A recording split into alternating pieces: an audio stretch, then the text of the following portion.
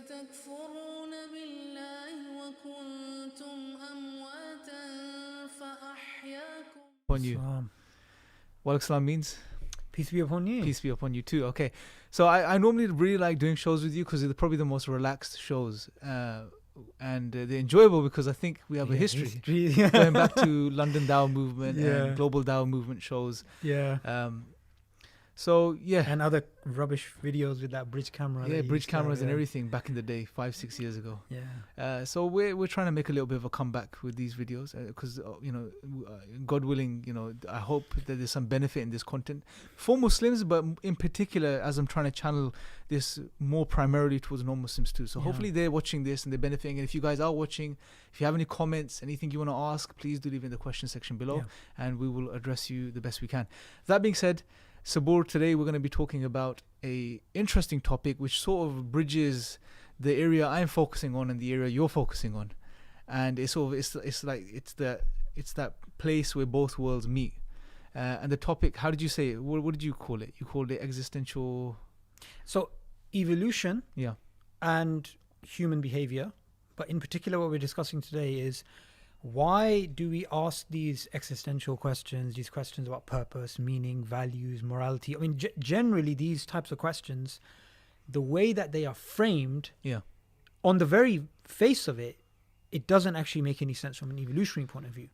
Now, if you try and get a deeper understanding of evolution and you try and explain those things away, it's still very difficult to make those two things match. And I think, that's a very interesting I think that's a good place to start. So you're saying it doesn't make sense from an evolutionary perspective. What do you mean by that? So when you say from an evolutionary perspective, there's an assumption there that on evolution, or the way we understand it, it doesn't make sense to ask questions about existence, meaning, purpose, morality, X, Y, and Z. Why is that the case? Sure. So let's look at the field of evolutionary psychology, which is the application of Darwinism to human behavior. This is known as sociobiology, and then it, now today it's known as formerly evolutionary psychology. And the thing about this field is it applies methodological adaptationism to human behavior. Okay, you're going to have to define terms for us. So our behavior has... It should be fitness enhancing. So fitness in terms of survival and reproductive capacity. So behaviors which are fitness enhancing, they would survive. Natural selection would obviously allow that. And behaviors which are, say, detrimental to your fitness, they should be weeded out. Right. Okay. So why that's needed from a naturalistic point of view is because from a naturalistic point of view, if you're an atheist, the only explanation you have for human behavior is Darwinism, right? Now, when you have a clear discrepancy between the way that human beings are supposed to behave and the way that we actually do behave, then that's obviously something which challenges the theory directly. Yeah. So it's why is it that way? That's the question we're asking.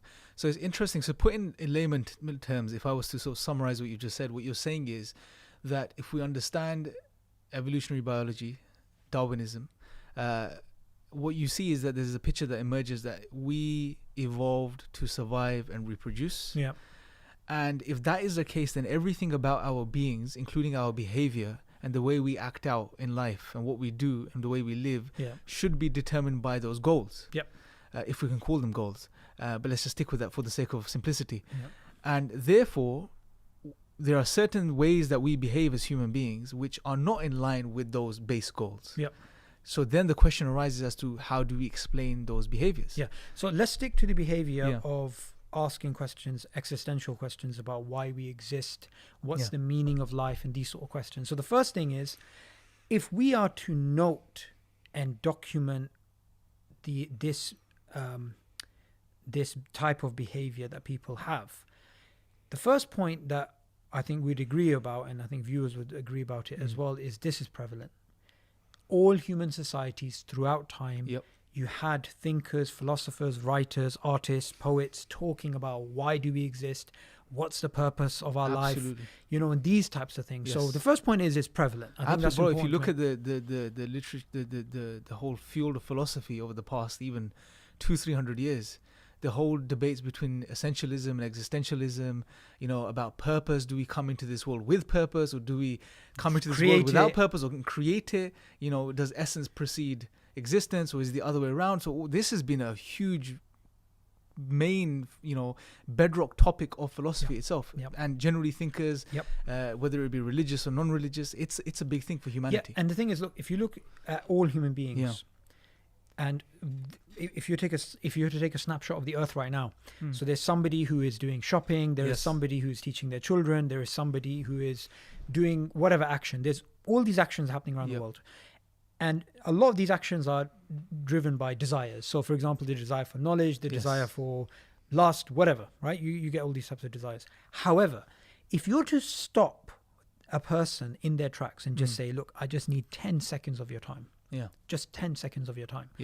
And you literally, in those 10 seconds, you remind them, whatever activity you're involved in right now, you didn't exist at a point, and there's going to come a time 100 years from now where you will not exist.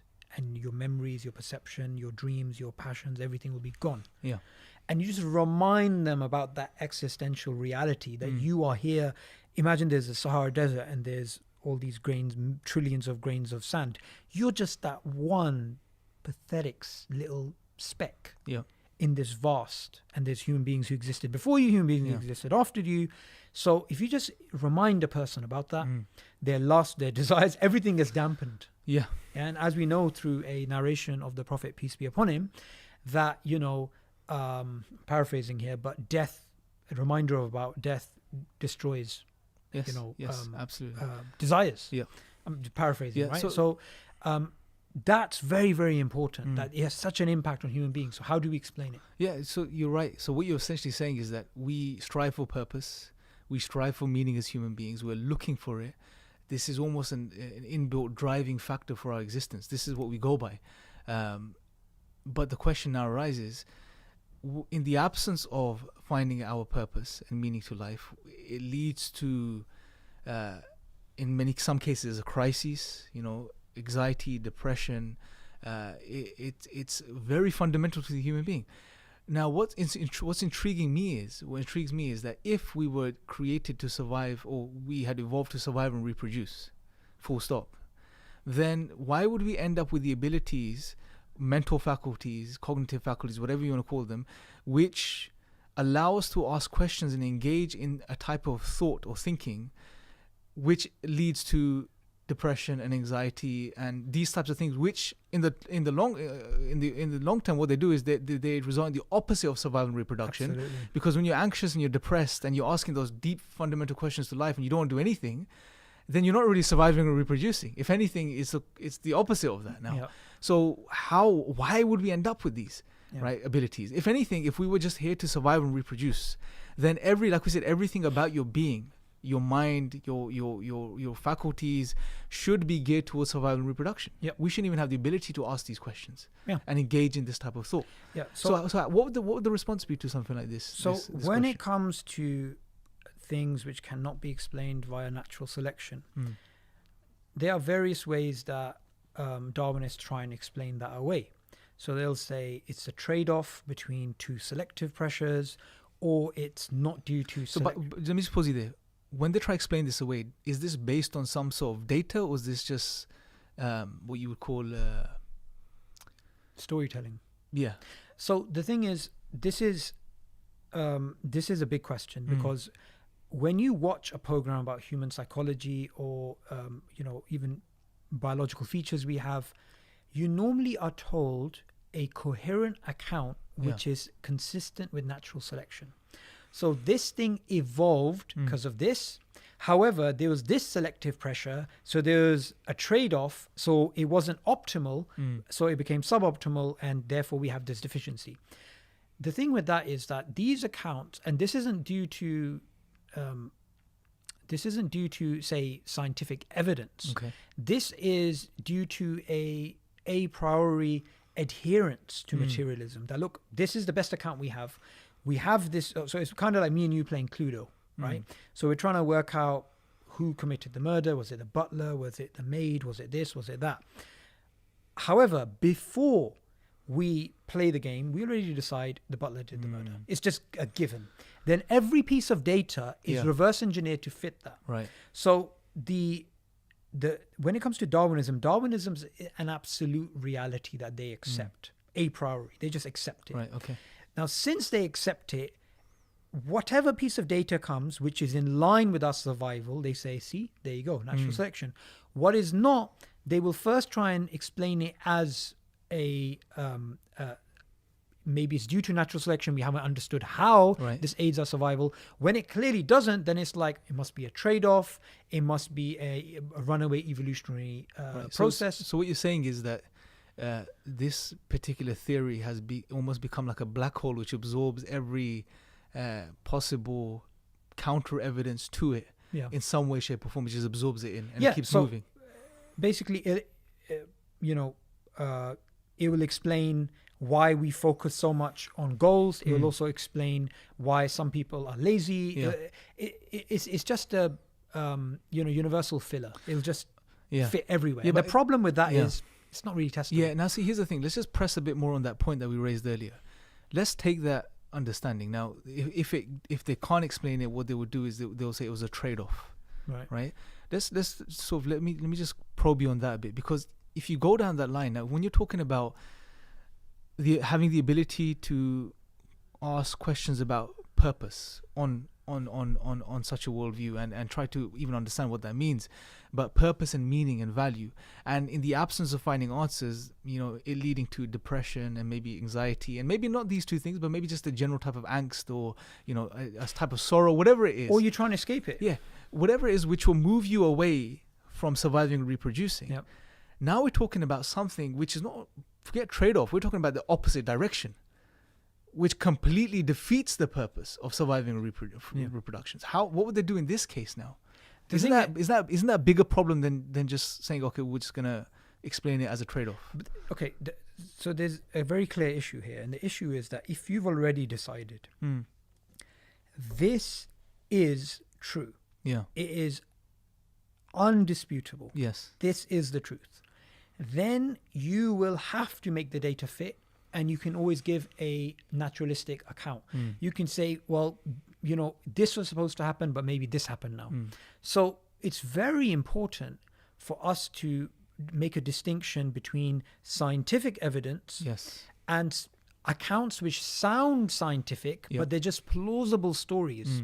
There's a difference between what theoretically could have happened and what actually happened. And what they're doing in these cases is they're just giving you a theoretical possibility, but the way it sounds is it sounds like scientific evidence. Now, look, we both agree, and I think the viewers would too, that every human being, it is important for us.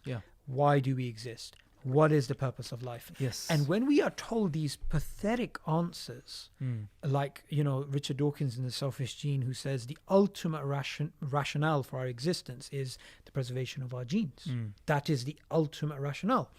Now, when we hear that as an answer, we're like, that's pathetic. But I don't accept that shouldn't be the case. We should feel like, that's amazing. That's amazing. That is perfect. That's perfect. Purpose. Makes perfect sense. Absolutely. That's what we're there for. That's what should happen. That's what should happen. But we don't. Yeah. And the reason why we don't is because we deep down know this is nonsense.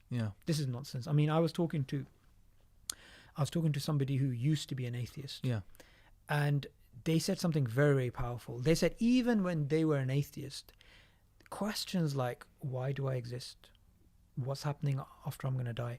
You cannot put them on the back burner. You can keep trying to push them away, but they will always be there. Absolutely. Now, the answers given by atheism, naturalism, is it will not fit with the human what being. surprises me is that the innate need to find purpose is so intense in the human being. Even atheists, okay, they can't account for objective or ultimate purpose on their worldview, but they will go to the point of saying, okay, let's just make a purpose for ourselves, or let's just keep finding or create it, right? And that's very interesting. That just shows how deep and powerful that desire is to find purpose. And it when it doesn't match up with what we're told from the perspective of how we came to be on this planet, I think there's something that should raise questions inside people, right? And they should really sort of now... And also consider this, right? If we are a product of a blind naturalistic process, we are a Darwinian product, then us doing something other than what was designed by natural selection should not work. Yes. Okay, we're talking about pragmatically what works. However, look at the Islamic purpose of life. Our purpose is to worship God. Yeah. Worship meaning everything we do, Yes. charity we give, smiles we give, every part of our human behavior we can do towards God. Yes. Right? So we love, hope, and fear, and all these emotions are for God as well. Now, Muslims who practice their religion in this with this spiritual understanding, they're happy. Yes. They're happy people. Yeah. Now, if they are happy and they are content with that, now it doesn't matter whether you believe Islam is false or true. Why would that be the case? Why would they be content? Yeah. When, if we are the product of natural selection, we're doing something which is detrimental for that. Yeah. In fact, natural selection should make us unhappy Yeah. if we are focusing our lives, Yes. not for the sake of survival and reproduction, but to worship a creator which is unseen, Yeah. to give charity to strangers, which doesn't benefit us, right? All these types of actions which Islam teaches you, like the Prophet, peace be upon him, he said, love for others what you love for yourself. Absolutely. Right? Yeah. So loving for others what you love for yourself, this doesn't make sense from an evolutionary perspective. Yeah. Richard Dawkins in The Selfish Gene, he's a very good writer. You can't deny that. Yes. As much disagreements as we have with him, he's a fantastic writer. And he just says this idea of universal love, it doesn't make any evolutionary sense. He's being honest. And this And he says we have to teach Yeah. altruism because we were born selfish. And that just brings a point to mind. What's fascinating is it seems like when we look at what's going on here, that if anything, human beings were designed to thrive off worshipping God, because that's what the proof or the evidence, at least on an individual level, for that is the experience when they do this, how it results in the way they feel, right? And that they feel peaceful and they feel content and they feel like they're fulfilling their purpose, and that we weren't designed to thrive off survival and reproduction. That's what it seems like is going on, and that is a big contradiction or problem there. Just to wrap up, right? Because we're running out of time pretty much, but I think it's a very interesting topic. Maybe we can elaborate on certain aspects later on. If you were an atheist that's watching this show right now, right? What would you tell them? Where could they, what, if they realize, okay, there is this disparity, something is not adding up, based on the account that I'm being told about my evolution and my development as a human being, but my life itself, my actual real existence, the way I feel and the way I look for purpose and the way I look for meaning in my life, where would you direct them? What would you advise them to do? So look, the first thing is we live in a post-truth time, right? It doesn't matter what is true, what is false. It matters what is popular. Young people today are confused. We have some people who believe the earth is flat and they're taking, there's this movement. There's all this type of nonsense that is happening, right?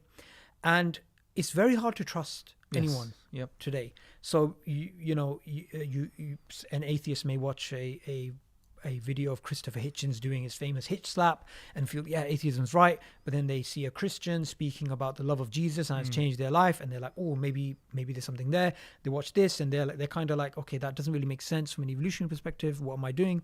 My personal advice would be, whoever you are, God knew you before you were born. Yes. And he knows where you're going to be buried.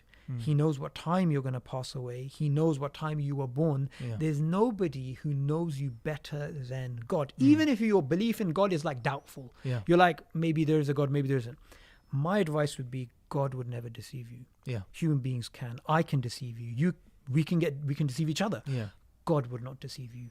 So sincerely pray to God for guidance. Say, look, if this is the truth, please guide me. And you will see that God, he will direct you towards what is true. But what is required is for you to actually sincerely want that guidance. Now you get some very arrogant type atheists. Oh, I prayed to God, didn't get an answer. I didn't see lightning striking the mountain, or I didn't see the stars realigning to say Muhammad is the messenger of God, or I didn't see this miracle, that miracle. Fact is this: God says in the Quran, we shall show them our signs within the horizons and within themselves until they know this is the truth.